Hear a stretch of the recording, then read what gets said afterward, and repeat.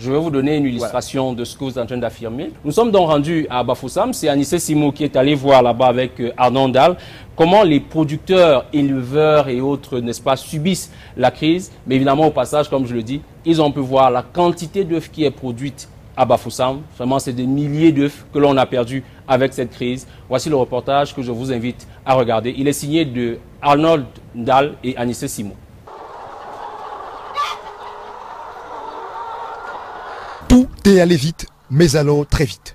Le mauvais vent grippal est venu du Fundi, dans le centre du pays.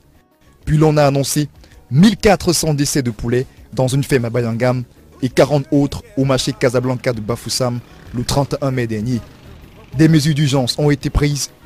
Incinération des cheptels contaminés, fermeture des secteurs volailles dans les marchés et surtout la mesure qui tue, l'interdiction de tout mouvement de produits avicoles dans toute la région. Ça y est, la filière est grippée. Ces mesures ont paralysé le plus important bassin de production de la filière locale. Avec plus de 500 aviculteurs recensés, un cheptel avoisinant 8 millions de poules pour près d'1 milliard d'œufs produits annuellement, la région de l'Ouest est l'épicentre de la production avicole. Avant la crise, elle représentait à elle seule 80% de la production nationale et 60% de la production sous-régionale. Les mesures prises par l'État du Cameroun ne sont pas allées sans conséquences ici. Près de 14 milliards de francs CFA de perte en 40 jours de crise, des centaines d'emplois perdus et même un drame humain. Mais que s'est-il donc réellement passé à l'ouest du pays? Comment les agriculteurs vivent-ils cette crise? Nous voici donc à Bafoussam à la recherche des réponses à vos questions.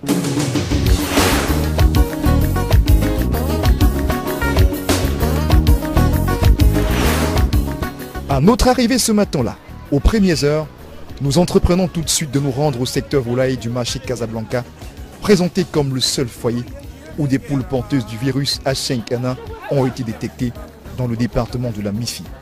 Ici, toutes les entrées sont bel et bien fermées. C'est ici donc, au secteur de la volaille du marché de Casablanca à Bafoussam, qu'un autre cas de grippe aviaire a donc été détecté. Même si les commerçants et les aviculteurs demeurent sceptiques, les autorités administratives ont pris la mesure forte, l'interdiction de la commercialisation de la volaille en ce lieu.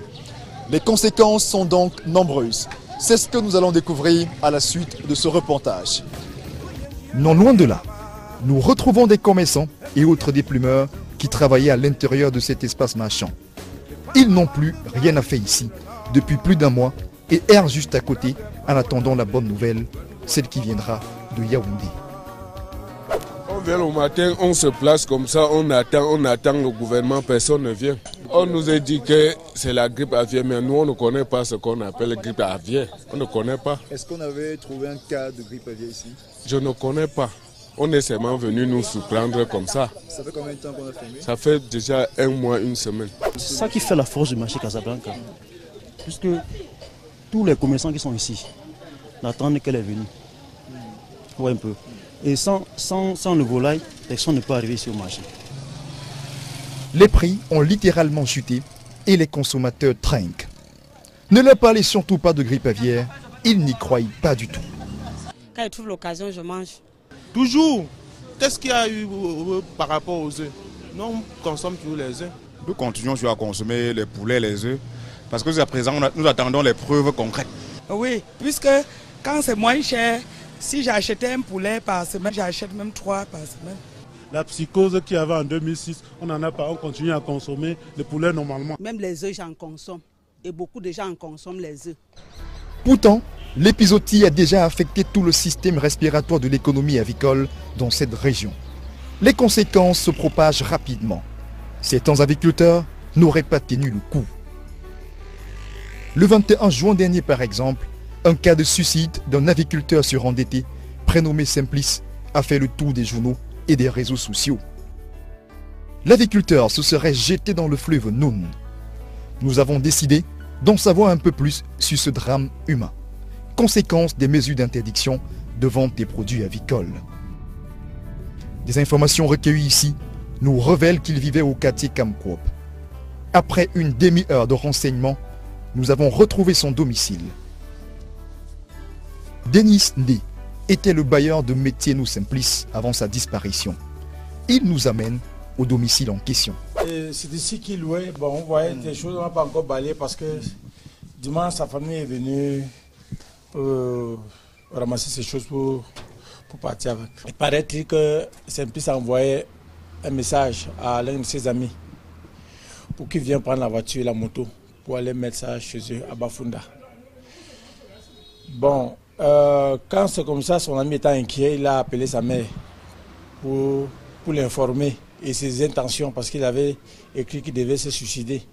Comme sa mère étant une maman, elle a pris vraiment le premier quart pour venir. C'est pour ça qu'elle était venue dans la soirée. Vous êtes au courant des raisons pour lesquelles il voulait se suicider? Je ne sais pas, bon, parce que paraît que la grippe aviaire. Parce qu'une fois, il m'a raconté qu'il partait à Tchang. On a saisi sa marchandise. Et il était vraiment endetté parce que une fois, on est venu donner une convocation que je lui remette. J'ai dit que non, il ne faut pas prendre cette convocation, ce n'est que mon locataire. L'épouse ayant déménagé, nous n'avons pu la rencontrer. Mais nous ne nous sommes pas arrêtés ici. Nous avons pris la route pour le Noun, au péage de Mangoun, lieu où on a retrouvé son véhicule ainsi que les fameuses lettres. Les employés de ce bureau de péage doivent certainement en savoir plus. On a relevé les gens sortants. Ils nous ont dit que c'était vers les 4 heures comme ça qu'il est allé, il est tombé et le matin comme ça on a vu seulement la voiture. On ne sait pas s'il est tombé ou pas. Ce qui fait que d'habitude il y a même un monsieur qui avait laissé sa moto, il a fait pareil mais il était dans l'eau. Bon, nous aussi nous doutons parce que depuis un certain temps, quand quelqu'un tombe dans l'eau, on essaie un peu de faire certaines cérémonies pour que le corps revienne. Selon des témoignages recueillis juste derrière nous, au premier péage de Fumbot, c'est exactement ici que Simplice Métienou aurait donc garé son véhicule avant de faire le grand plongeon vers l'inconnu. Même si jusqu'ici son corps demeure introuvé et que des zones d'ombre demeurent également au sujet de ce décès. Il convient donc de parler jusqu'ici de disparition, puisqu'au 6 juillet dernier, date de réalisation de ce reportage, le corps n'avait pas encore été retrouvé. Cependant, les aviculteurs de la région de l'Ouest broient vraiment du noir. Voici Zachary Lendi, propriétaire d'un grand domaine avicole à Batoukop, dans l'arrondissement de Bafoussam Premier. Il est au bord de la dépression et vous comprendrez pourquoi. Ici, ça ferme. Plus de 42 000 volailles pour une production quotidienne moyenne de 37 000 œufs. Depuis l'interdiction de vente, il étouffe sous les alvéoles de sa production, écroule sous le poids des dépenses. Depuis le début de la crise, je n'ai pas vendu d'œufs. J'ai puisé tout mon fonds, toutes mes réserves pour les nourrir jusqu'à aujourd'hui. On attend, on attend, on classe comme vous avez vu classer là, on attend le jour où le gouvernement va ouvrir. Et nous on ne sait pas si le gouvernement est en train de comprendre ce que nous sommes en train de passer. Si vraiment, s'il comprenait ce que nous sommes en train de passer, il ne devait pas bloquer l'œuf et le poulet. Nous posons les œufs, nous allons mettre où? On n'a pas mis une porte de sortie pour écouler les œufs. Oui. Donc il n'y a aucune porte de sortie. Il n'y a aucune porte de sortie. Et en attendant, qu'est-ce que vous faites de ces œufs? Je les stocke. Ceux qui pourrissent, je jette. Zachary a déjà procédé à une compression de son personnel. Il a dû se séparer de 5 des 25 jeunes qu'il employait. Ces journées sont désormais un supplice. Quand une journée passe, je dis que Dieu merci. Je continue demain. Donc je vis au jour le jour. Le jour, ça ne doit pas donner. Bon, peut-être que je vais mourir ou bien je vais ouvrir les portes. Les poules vont remplir tout le village. La mesure est extrêmement dure. Extrêmement, ce n'est même pas vivable. C'est extrêmement dur. Extrêmement dur. On ne peut pas se lever un matin, on dit que on signe qu'on a fermé. Oui, il y a la grippe aviaire. Si on cisait la grippe aviaire, vous laissez sortir les autres qui n'ont pas de problème. Hein? C'est ça, non? Mais on bloque tout le monde, on bloque tout, on ne veut rien comprendre. C'est-à-dire que le travailleur est devenu le bandit. C'est-à-dire que quand tu portes un carton de pour aller chez toi, on t'arrête, on dit que tu es trafiquant. Toi qui luttes tous les jours pour le devant du pays, tu deviens trafiquant. Tenez par exemple, juste pour la nutrition de son cheptel, ce fermier doit dépenser en moyenne 1 200 000 francs CFA par jour. En une quarantaine de jours seulement, le fermier estime ses pertes à 60 millions de francs CFA juste pour cette ferme. Ça, c'est une vie qui est en train de partir en fumée. Ça, c'est au moins 21 ans de sacrifice. À un vol d'oiseau d'ici, nous allons à la visite d'une autre ferme. Aux établissements Wafo, la situation est similaire. Zéphirin Tinan, responsable technique de cette ferme de 60 000 poules pour une production moyenne de 50 000 œufs par jour, nous décrit la situation chez lui. La production a beaucoup baissé. Dans un premier temps, on a fait l'alimentation à 50, moitié alimentation. Et jusque-là, ça a été difficile. Actuellement, il y a des jours où les poules passent 3-4 jours sans manger. Vous allez voir les poules, elles sont toutes chétives, elles sont maigres. On est à moins de 20 000 aujourd'hui. C'est un cataclysme, c'est plus qu'une catastrophe. Je me dis quand même que le Cameroun, le ministère a très mal géré la crise. On aurait pu la gérer autrement, comme ça se passe ailleurs. Je sortais d'un forum en Tunisie où on a eu un problème de grippe aviaire. Ils ont géré ça d'une manière différente de nous. Bon, moi, je ne sais pas pourquoi au Cameroun, on a paralysé toute l'économie. Ici, le personnel a été compressé à 50%. 1500 cartons d'œufs ont été détruits pour plus de 21 millions de francs CFA de pertes. Zéphirin pense que les autorités auraient pu gérer la situation autrement. On aurait pu faire un corridor et non bloquer toute l'économie. On a dit dans la loi internationale c'est 21 jours, le dernier cas c'est le 14. Donc logiquement le ministre devait ouvrir ça le 4 ou le 3. Mais nous sommes aujourd'hui le 6, rien n'est fait. Malgré le stress permanent, les acteurs de la filière se sont regroupés autour d'une cellule de crise pour non seulement s'entraider, mais aussi constituer une force de proposition face aux autorités. Roger Penka préside aux destinées de cette plateforme.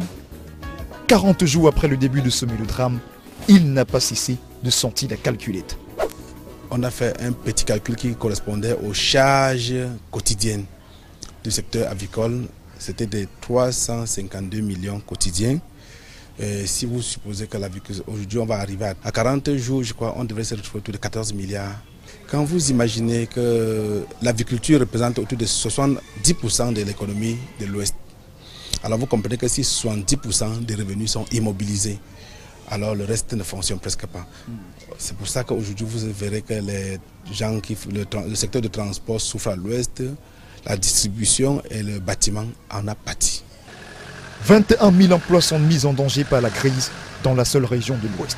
Si on peut aisément chiffrer les conséquences économiques, le drame humain, quant à lui, est incalculable.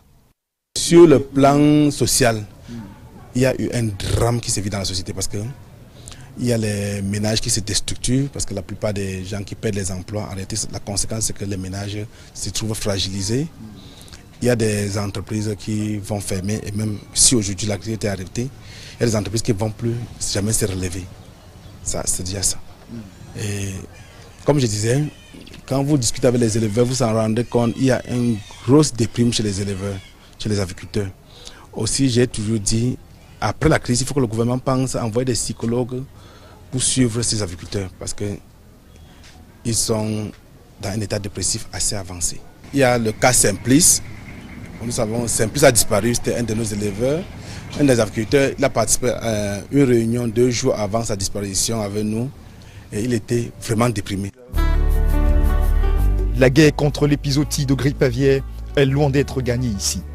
Les pertes donnent le tournis.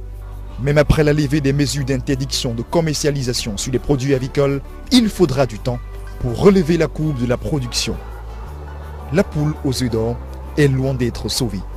Dans un cheptel comme celui-ci, de près de 60 000 poules, seulement la nutrition quotidienne de ces volailles avoisine facilement le million de francs CFA. Les aviculteurs dans la région de l'Ouest sont donc au bord du gouffre. Il faut sauver la poule aux œufs d'or.